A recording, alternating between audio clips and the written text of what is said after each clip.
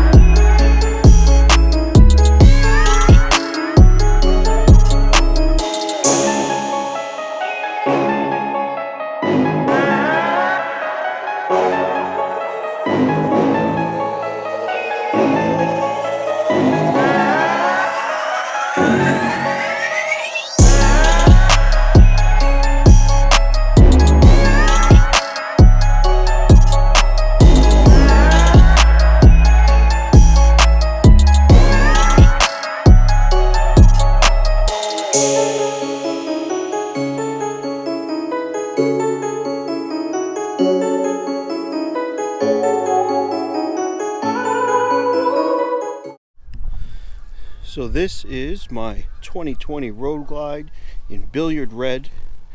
It's a beautiful bike. I got this almost 2 years ago. It's going to be 2 years in February. So I've done a lot of things to this bike, and I love each and every customization I did, from the engine to the handlebars to the seat to the rear shocks. But I want to talk to you about what I should have done first before I even started dumping a lot of money into this Road Glide. So the first thing I actually did, and I noticed it right away, I took this out with my brother-in-law. We did about a 150 to 200 mile day, and the seat on this bike that comes stock isn't that great. I thought it would be okay because of on my Heritage I actually kept the stock seat, and that was very comfortable. But the way this seat was, I don't know what it was, I just felt a little sore just only after 200 miles. And I did good 300-400 mile days with the Heritage, and the Heritage seat was fine, but I had to upgrade it. So one of the first things I would do if you get one of these bikes, 2020, 2021, or even a used one, if they don't have it, is upgrade your seat. You know, you're gonna have a lot of miles in this bike, so you want to be comfortable. So the second thing I would have done right off the bat, and I just did it recently, was fix the rear shocks on this bike. Now the rear shocks on these bikes are completely garbage, and I hate to say that I spend a good amount of money to buy this bike, and the suspension is all over the place.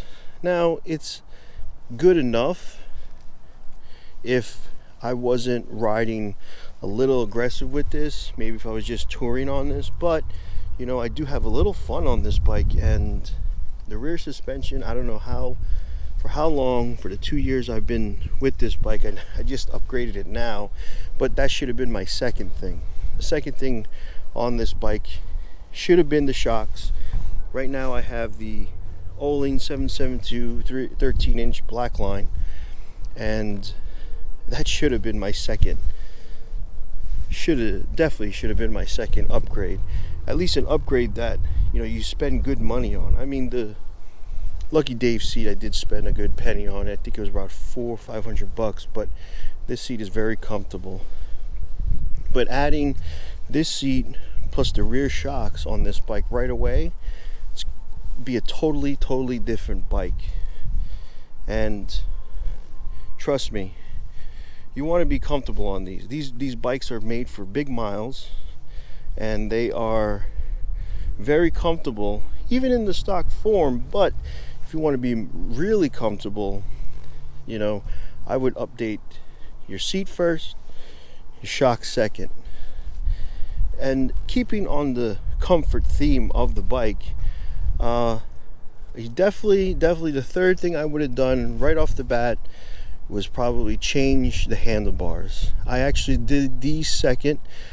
These are the Thrash and Supply straight rise 6-inch with a high bend bar by Thrash and Supply. I also got the Memphis Shades handguards on here, and you know, you want to be comfortable, like I said, especially when you do big miles on these bikes. But by changing the handlebars, especially with the wheelbarrow handlebars they had, the bike becomes more controllable, I feel like, when you have like an MX style bar. But you know, that's your preference. But you know, I worked in the healthcare field. I worked as an x-ray tech, and you know, I worked with a lot of orthopedic doctors. And you know, with the handlebars, you don't want to go above your shoulder, and you don't want to go too far out from your shoulder. You want to be in that neutral position, and that position will keep you comfortable the whole way through your ride, you know. So that's what I did. These bars sit nice and comfortable for me. They're not above my shoulder. Let me get on the bike real quick. They're not above my shoulder, as you can see here. They are spread out a little bit, but once I put the bend in my arm, you know, you feel like you have more control, and I'm comfortable on this bike. So if you see that right there, and the same thing with this side. You know, I am a shorter person. My arms are a little short, but I feel like if I went too high up, it doesn't feel really too comfortable. Maybe if I brought them up a little bit, just a little bit more, it would be nice. Maybe I got like an 8-inch riser instead. But these are perfect for me, and I feel like, you know, with these bikes, you got to be comfortable. If you want to do, I did 700 miles on this bike in one day, all the way down to Knoxville, Tennessee, and you know, the arms were fine, my butt was fine. At the time I didn't have the shocks, it would have been even better. But another thing I would upgrade while you're here on the handlebars, if you can afford it. You know, it is a big job, and it does take a lot of money and resources to do, but it's to fix the front forks, the suspension on the front forks. I get a little dive when I'm getting aggressive on this bike. They're good for, you know, if you're touring and bopping down the highway, they're perfect. I have no problems with it. But if you hard accelerate and if you hard brake, it's kind of tough. Sometimes they dive too much, and it actually dives a lot on these when you aggressively hold the brake. So, man, this bike is really dirty. So that's what I would do next after you do your handlebars. And then after the handlebars, you know, you always want to be seen. So what I did a lot of is I actually updated all my lights on this bike. I got the CO3D Fang lights, the blinkers right here. Shout out to Get Lowered. I did all the lights on the back. Used the bagger blades, the blade inserts. Everything is LED now. Also, this bike, the special, comes with the Daymaker. So that's the next thing I would do. You of course you want to be heard, of course you want to be, but you also want to be seen while you're riding, and that is very important, because if you get into an accident, most of the time these people aren't paying attention. So it's nice to be seen also, especially when people are at the light. They're at the light, they're at the stoplight, they're looking at their phones. If you see something bright in the corner of your eye, you're going to pay attention to it. So that's what I try to do with this. Keep it lit, well lit, and not get too crazy with the lights. The final thing I would have done is you mess with your engine. I know a lot of us want to get a stage 1 right away, get more power out of this bike, get more torque out of this bike, but I feel like these engines, they do a great job, especially if you're just going down the highway. They got a lot of passing power, they got a lot of torque in them. So the engine work I should have saved for last. To tell you the truth, the engine work was probably the second or third thing I did. I did a stage 1 right off the bat, then I did the handlebars, then the stage 2. The stage 1 to stage 2, I feel like now these days you should just be able to do it all together right away. Just do the stage 1 and stage 2 right away. No cap. Even if you do the Harley cams, or a lot of these Harley dealers will do like the Redshift cam, will do the SNS cam, so you might as well do it all together. And I wouldn't go any higher. You have a lot of power in these bikes. If you're going to build a performance bagger, that's a different story. But for me, I'm using this bike to tour. I'm using this bike to go down the road and have a little fun with. And I use this bike, for more comfort than anything. I have a sport bike at home. If I want to get crazy, I use that. So we have, bad thing about the handlebars, I really can't see the gauges, but who cares? So let me put down the camera here and we'll start it up for you.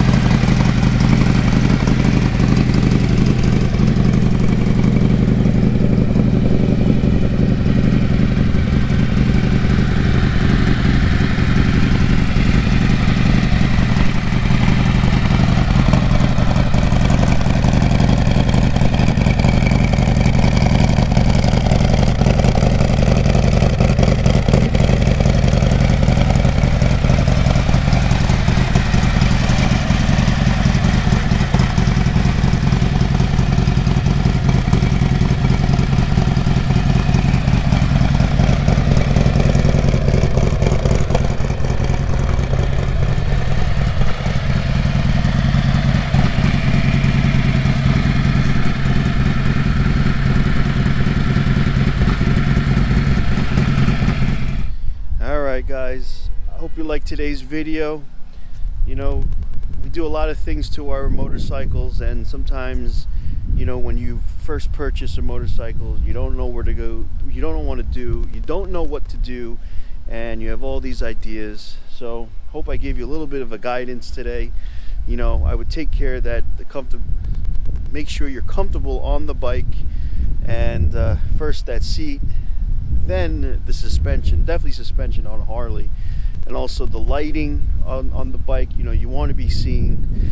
Then the handlebars, then I would take care of the engine. The engine is should be the last thing you should really deal with, because you know these engines are pretty good. And plus, with the engine, I would have just done a stage 2 right away.